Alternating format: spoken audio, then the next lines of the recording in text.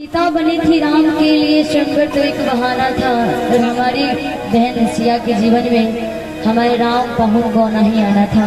और ये गीत डेडिकेट ये दोनों के लिए हम दोनों।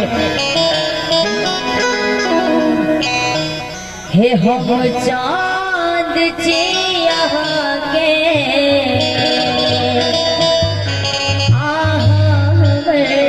गगन